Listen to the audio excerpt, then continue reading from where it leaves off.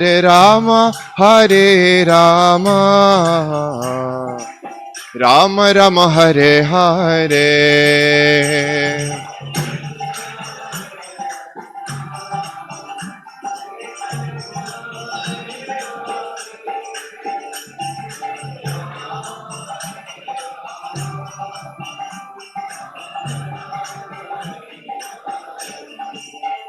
Hare Krishna, Krishna Krishna, Hare Hare, Hare Rama, Rama Rama, Hare Hare.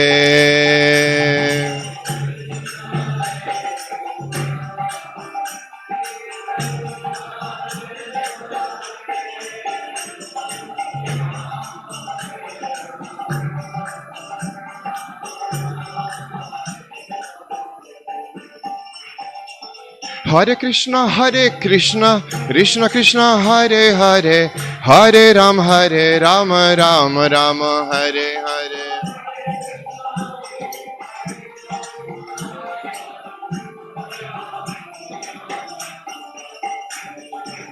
Hare Krishna, Krishna Krishna, Hare Hare, Hare Rama, Rama Rama, Hare Hare.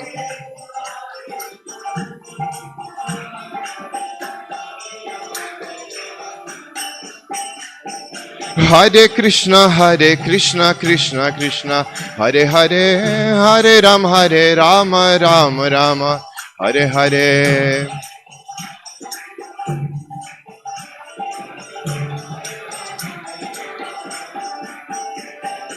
Hare Krishna, Krishna Krishna, Hare Hare, Hare Rama, Rama Rama, Hare Hare.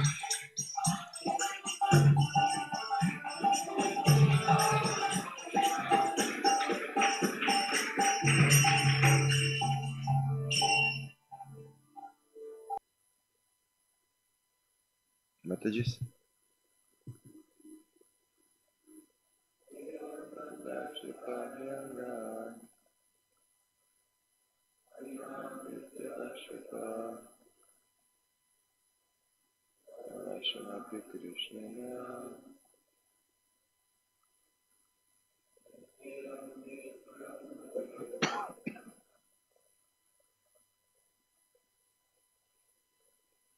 We can go word by word. Evam, in this manner, Sandarshita was exhibited. He, indeed, Anga, O Maharaj Parikshit, Harina, by the Supreme Personality of Godhead, Brityavashyata, his transcendental quality of becoming subordinate to his servitor or devotee, Svavashena, who is within the control only of his own self, Api, indeed, Krishnena, by Krishna, Yasya, of whom, Idam, the whole universe, Sa Ishvaram, with the powerful demigods like Lord Shiva and Lord Brahma, Vashe, under the control. So we will read translation and purport by His Divine Grace, A.C. Bhaktivedanta Swami Prabhupada, Srila Prabhupada Ki. This is the most important part of the lecture, this translation and the purpose, so everybody please hear as best as you can. O Maharaj Parikshit, this entire universe, with its great exalted demigods like Lord Shiva, Lord Brahma, and Lord Indra, is under the control of the Supreme Personality of Godhead. Yet the Supreme Lord has one transcendental attribute. He comes under the control of his devotees. This was now exhibited by Krishna in this pastime. Purport. This pastime of Krishna is very difficult to understand, but devotees can understand it. It is therefore said, Darshayam stad vidam loka atmano bhakta vashayatam Bhagavatam 10:11:9. The Lord displays the transcendental attribute of coming under the control of his devotees as stated in the Brahma Samhita. By his own plenary portion as Paramatma, the Lord controls innumerable universes with all their demigods, yet he agrees to be controlled by a devotee. In the Upanishads, it is said that the Supreme Personality of the Godhead can run with more speed than the mind. But here we see that although Krishna wanted to avoid being arrested by his mother, he was finally defeated and Mother Yashoda captured him. Lakshmi Sahasra Shata Sambrahma Sevyamanam. Krishna is served by hundreds and thousands of goddesses of fortune. Nonetheless, he steals butter like one who is poverty-stricken. Yamaraj, the controller of all living entities, fears the order of Krishna, yet Krishna is afraid of his mother's stick. These contradictions cannot be understood by one who is not a devotee, but a devotee can understand how powerful is unalloyed devotional service to Krishna. It is so powerful that Krishna can be controlled by an unalloyed devotee. This Britya Vashayata does not mean that he is under the control of the servant. Rather, he is under the control of the servant's pure love. In Bhagavad Gita 1.21, it is said that Krishna became the chariot driver of Arjuna. Arjuna ordered him, Senayor Ubhayor Madhye Ratam Stapatya Mechuta. My dear Krishna, you have agreed to be my charioteer and to execute my orders. Place my chariot between the two armies of soldiers.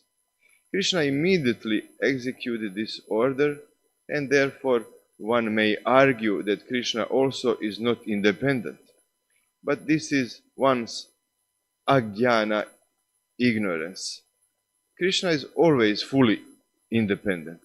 When he becomes subordinate to his devotees, this is a display of Ananda Chinmaya Rasa, the humor of transcendental qualities that increases his transcendental pleasure. Everyone worships exalted demigods like Lord Shiva, Lord Brahma, and Lord Indra is under the control of the Supreme Personality of the Godhead. Yet, the Supreme Lord has one transcendental attribute. He comes under the control of his devotees. This was now exhibited by Krishna in this pastime.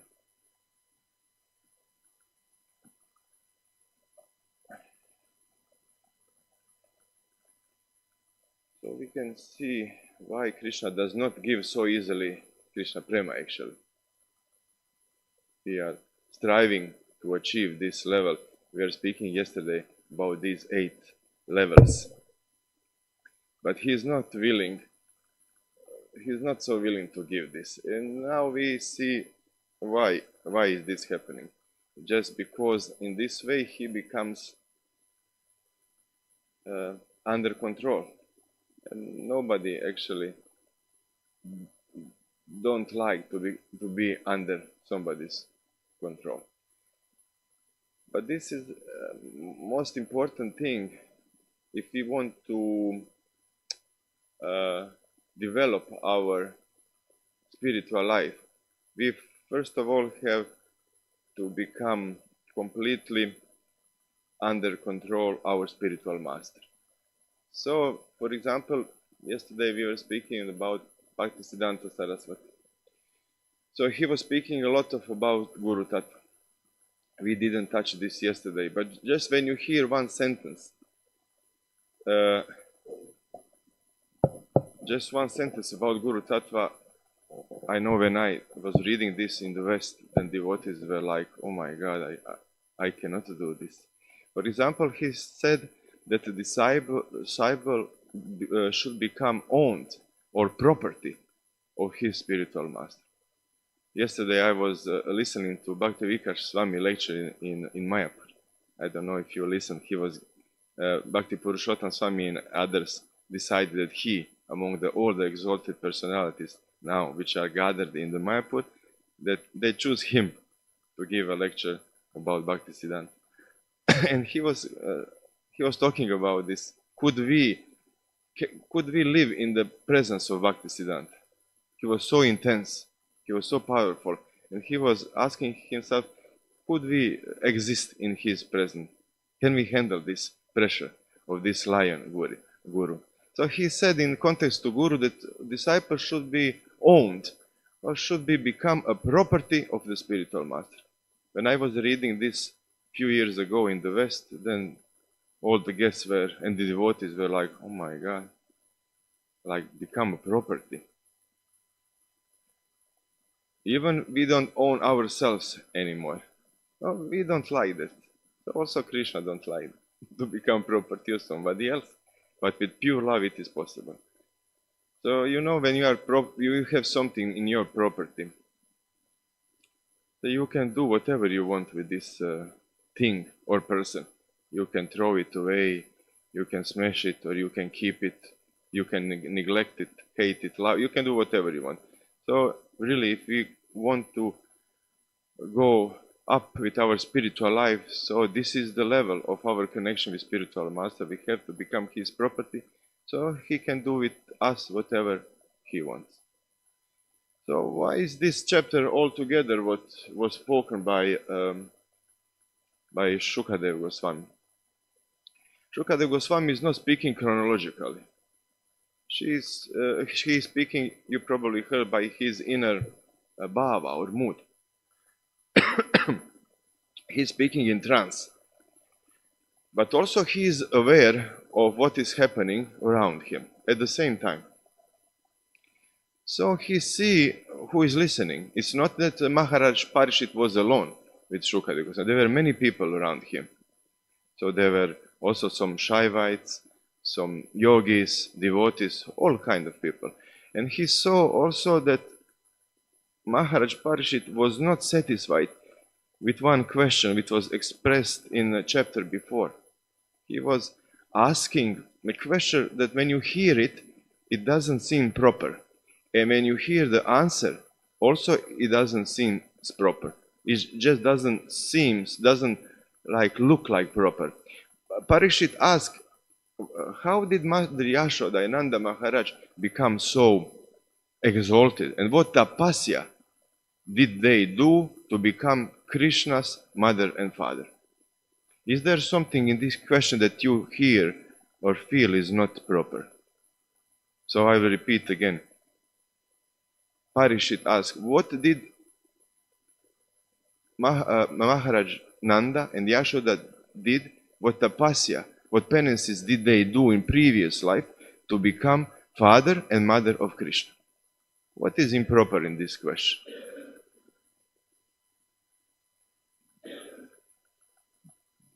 Please, you can freely speak. I like this introduction, not that I only speak. Is there something that doesn't seem proper?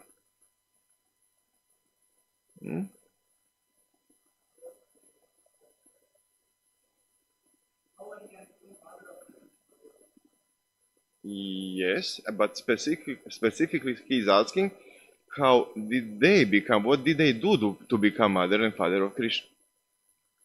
So this improper thing inside is that they don't have to do anything, because they are Nitya Siddhas.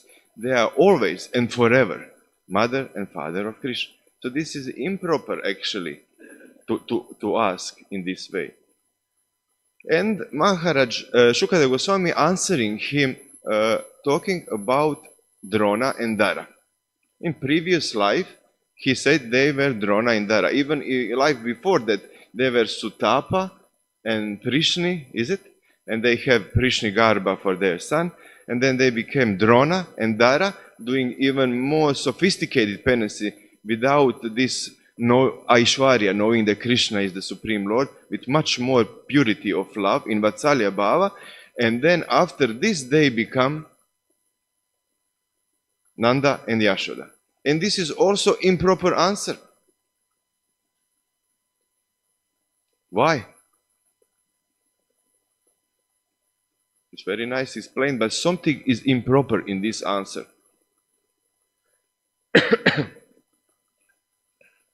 Can somebody say what?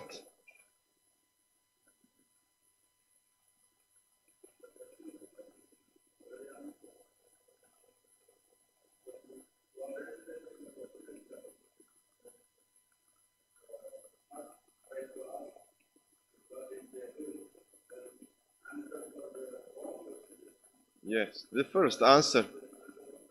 Yes, the first answer actually also describes this. That they actually cannot be anybody else in their previous lives. They don't have to do any penances at tapasya to become the. So we can know the deep truth of the scriptures when we hear the more explanations of our acharyas. So this is actually a good question, and the answer is good. But the whole scriptures are given in little bit compressed form. Otherwise, Bhagavatam would have million verses. But Parishit did not have so much time. So everything is compressed, it's somehow zipped inside.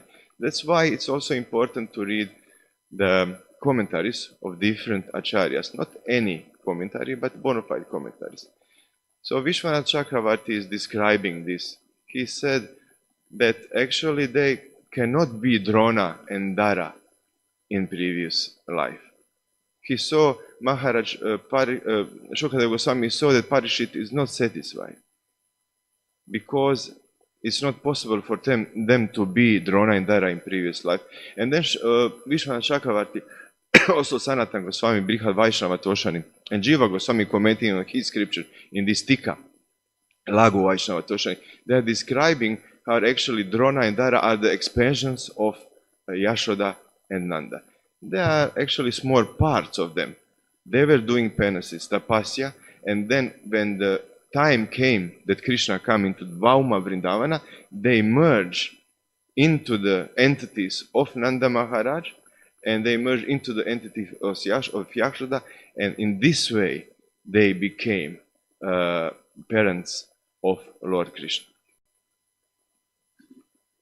So this is the reason why Maharaj, why Shukadeva Goswami is speaking about this particular lila, to give him more understanding of the character of Yashoda and Nanda Maharaj.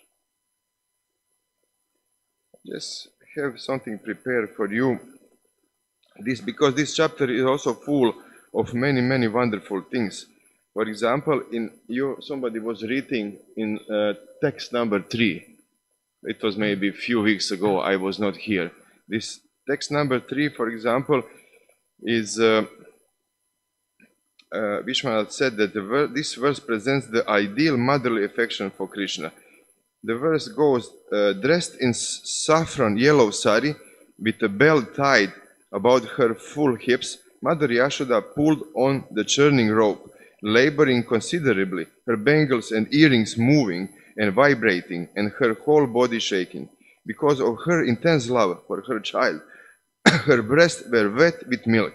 Her face, with its very beautiful eyebrows, was wet with the perspiration, and malati flowers were falling from her hair. So Vishwanath Chakravarti says this verse presents the ideal of motherly affection for Krishna. Now he's a little bit sarcastic, little bit. Anyone interested in cultivating Vatsalya Bhava, because Vishwanath is self-realized soul. He is serving Krishna in Madhurya.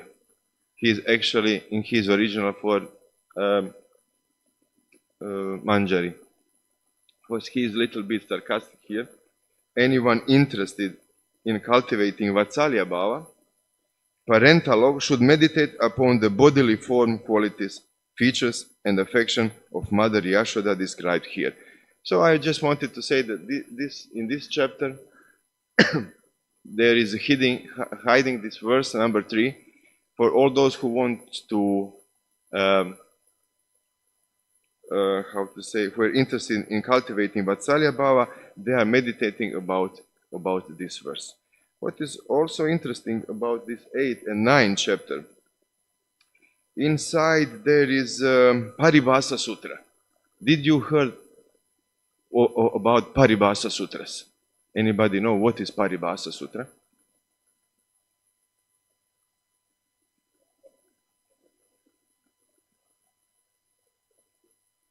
Yes, I like to have flow, not only for me to speak. Yes, thank you. Thank you. This Paribhasa Sutra is the most important verse in the scripture, and this every canto has its Paribhasa Sutra. So I was always thinking, what is the Paribhasa Sutra, the most important verse in the 10th canto? And I was also thinking that it was probably something about Rasa Panchadhyaya, these 5 cantos about Rasa dance, or something maybe in Gopi Gita, or probably in the Brahmara Gita, or maybe in Mahishi's Gita on the end, when Mahishis are manifesting the Viraha Agni in one specific way.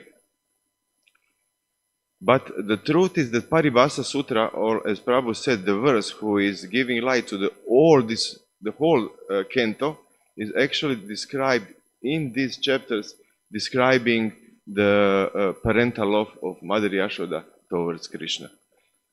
So this Paribhasa Sutra actually is text number 45 in previous chapter. So this text said, the glories of the Supreme Personality of Godhead are studied through the 3 Vedas, the Upanishads, and the literature of Sankhya Yoga and other Vaishnava literature. Yet Mother Yashoda considered that Supreme Person her ordinary child. So a few words of comment from Sarartha Darshini from Vishwanath Chakravarti Thakur. In this verse, Vyasadeva shows how Yashoda's maternal love was superior to that of Devakiya. Yashoda's love remained unrestricted in spite of seeing Krishna powers and hearing about the Lord's powers from the scriptures such as the 3 Vedas, which glorify Krishna as the Yagya Purusha, Lord Vishnu, the personal beneficiary of all sacrifice. Krishna is glorified as the Purusha, Supreme Lord, in Sankhya Shastras, the Paramatma in Yoga Sutras, and as Bhagavan in the Pancharatra writings, or Sattvata. Without regard for time or place, Mother Yashoda considered the all-powerful Lord who is glorified directly and indirectly in the scriptures as an ordinary child. Yashoda taught, by the mercy of our powerful family deity of Lord Narayan, who has been satisfied with the austerities and worship executed by Nanda and me, and who has been satisfied with the many austerities of Prajanya, I have been given this son, who the karmis glorify as the absolute truth propounded in the scriptures. People accept this because of Gargamuni's statement that Krishna is equal in quality to others. Equal in quality to Narayan, and because of the stories of Krishna killing gigantic demons like Putana and others. Therefore, everyone believes my son is Narayan. But actually, he is just my child. If he does not see me for a moment, he becomes very disturbed. So we saw now how he became disturbed because he did not get his milk. So Krishna became very restless. So maybe somebody can say, but the primary job for Mata Yashoda to serve Krishna, but she didn't want to do this. So maybe this on the first looks like incorrect on the first look, but this is her bhava. She wanted to put Krishna inside and to do her service. But he was so restless he couldn't stay for a moment in one place because she had a job in the kitchen. So she wanted somehow to put him still. That's why she tried to bind him with the rope. And then this whole lila then become so wonderful because how much she was taking these ropes, putting together. It's always, Acharya said, there were 2 fingers. Is it fingers? There were too short. So Acharyas are talking, it's not 1 finger, it's not 3 fingers, it's not 4 fingers. It was always 2 fingers, too short. And they are discussing how it is not possible to bind Krishna, because Krishna is everything. So how can you, I mean, he's all space, he's all time, he's all beings, he is like everything. So how can you have such a big rope to bind somebody who is everything? How can you have something from the fire to burn the fire? They are speaking like this. So it is impossible. But somehow she managed. Somehow she was putting more and more ropes, and at what moment Prabhu was, I think, speaking, reading about this, she began to laugh, and then all the elderly gopis were watching this, and they were also everybody was laughing, and Lord Krishna was laughing also. Although he was thinking, Vishwanath say, I don't want to be bound because I have my service to do. And his service, what is his service? He said to feed the monkeys and to feed with butter my friend. So he considers this his service. And Mother Yashoda now want to bind me, I cannot do my thing. But she succeeds somehow. So how does she succeed to make such a big rope that she can bind Lord Krishna? What does 2 fingers mean? They represent something, these 2 fingers, but we're lacking, these 2 fingers are something special. If mercy, effort, yeah, yes, Prabhu, this completely correct. So this is what we needed for all of us actually. So these 2 fingers, 1 finger is, Prabhu said, mercy of the Lord, that he agrees to be bind. And 2nd finger represents endeavor. Yeah. So we have to endeavor, but it's not enough. Our job is to endeavor. But only when Krishna gives his mercy, then the things may happen. I will just read a few sentences from also from Vishwanath Chakrabarti, what Shaktis were involved when this was happening. Because Krishna actually is not doing anything. He is just enjoying, he is want to feed the monkeys and run all over the Vrindavan. But his Shaktis actually are doing what everything is necessary. So Vishwanath said, though Yashoda could bind her child by love, and though the size of her lap was small, still the small form of the boy was all-powerful. This is shown in 3 verses. Krishna was thinking, I cannot be bound up because I must do my daily duties of stealing yogurt and playing with my friends. And then Vishwanath Chakravarti say, Krishna Vibhuti Shakti, that is the power to show or reveal his opulence, inspired by his Satya Sankalpa Shakti, the power to fulfill each and every desire of the Lord, suddenly entered into his body, and that's dying.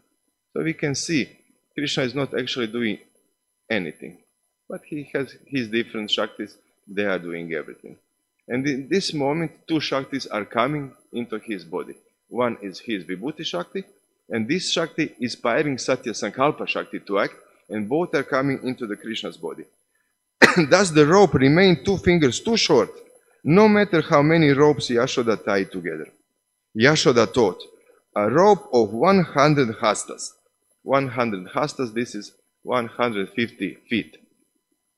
I don't have a clue how many meters is 150 feet. 50?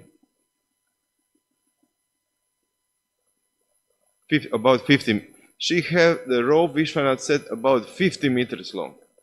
She was putting this rope for churning the milk and all kinds of cloth and the ropes from the she went all around to the neighbor to the older gopis, collecting different ropes, so it became like 50 meters long. And Vishwanath Chakravarti said, 100 hastas. And this does not fit around my son's waist, which measures only 1 fist. His small waist is not getting any bigger. And the rope is certainly not getting any shorter. But still, the rope does not reach around him. This is the first amazing thing. Furthermore, when I tie the ropes together, each time it is 2 fingers short, not 3 or 4 fingers. That is second amazing thing.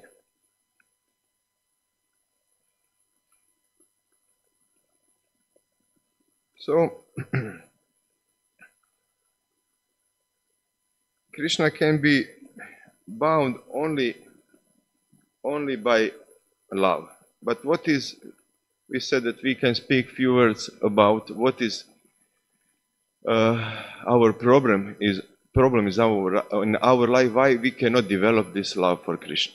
So we will have to speak about this in the future, because it is 8:30. Gokula Chanda Prabhu, this in 8:30 should end, is it? Or there is some more time? We can just say some more words, but in the future we can finish it. So what is not letting us to develop such a pure love? It is said that actually we fall in this situation because of envy. So this is our problem, Matsarya. But the real understanding on envy, we should have to understand how we should act without Matsarya in our life. So we think that envy is just like somebody having, somebody singing better, or somebody having more money, or somebody having more followers, I don't know, on Instagram, like this. And then we are manifesting envy in this. But this is very gross. This is very gross level. Because envy are developing in 4 stages. And the envy is like a holes in our heart. No matter what is coming with our heart, with our endeavor in Bhakti Yoga, with our chanting, with the mercy of the mercy of the Guru, with the mercy of the Krishna, if we have these holes in the heart, then everything will go out through these holes. And these different stages of envy or Matsarya itself is just representing these holes in the heart. And envy is developing from very subtle levels to the very gross level. If we don't recognize envy in the subtle levels, it will develop. When we come to the 3rd and 4th stage, it cannot be, now it's too late to do anything. But we should recognize the Matsarya in first or second level. So this first level is called Avagya, second is Upeksha, third is Dvesha, and 4th is Ninda. So what is Avagya? Avagya is a first manifestation of envy. When we feel that we are little bit better than others. It just could be 1 second, one tiny moment, one slight feeling inside. I know better. I'm few years longer than you, Prabhu, here. I have Brahman initiation. I was trained. We don't have to say this, but this goes in 1 second through our being. I know you are good, but somehow I know a little bit better. This is manifestation of envy. This is where it starts. Envy is coming from actually our ego. It's coming from Agyana and become very subtle. We should recognize this and immediately stop with such feeling and thoughts. If we don't do that, envy then goes further on becoming upeksha.